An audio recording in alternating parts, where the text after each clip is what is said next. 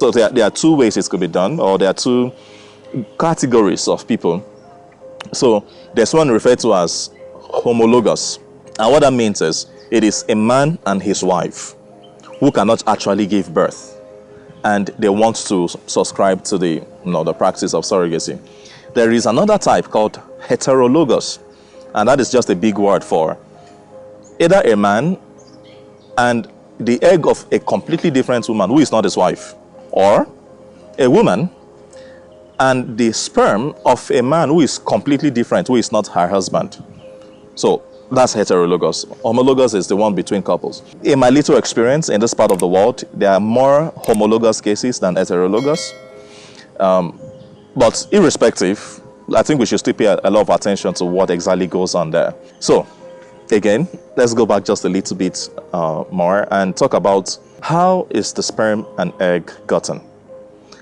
If you recall what we always said when we're recording IVF, I'm going to make a wild guess and say masturbation, to get the sperm.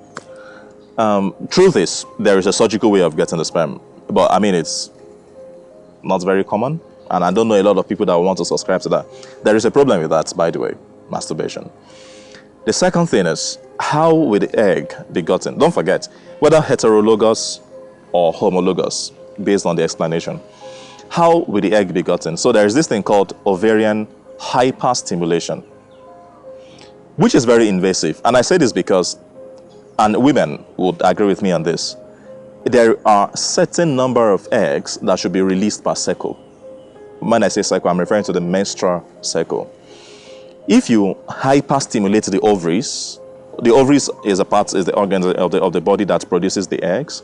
If you hyperstimulate them, they produce more. Now that is a very invasive, by invasive I mean it poses a lot of danger, to the woman. So, but some people will say, argue, so this one versus having a child, you can't weigh them. I mean, one seems to outweigh the other. Just pay attention. And it is this: when you have gotten the two gametes, sperm and egg, you're definitely going to have to take it to the laboratory, in a petri dish, and in vitro fertilize it.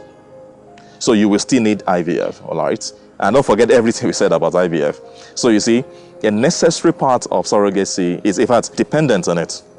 I think I should, at this point, quickly refresh our minds with respect to what makes an act, a conduct, good and one bad. Three things. One, the act, the thing you are doing itself has to be good.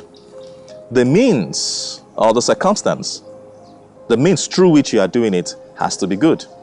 And then the purpose, the end for which you are doing it has to be good. What we've said so far, I think we can already relate to what is wrong already with all of this.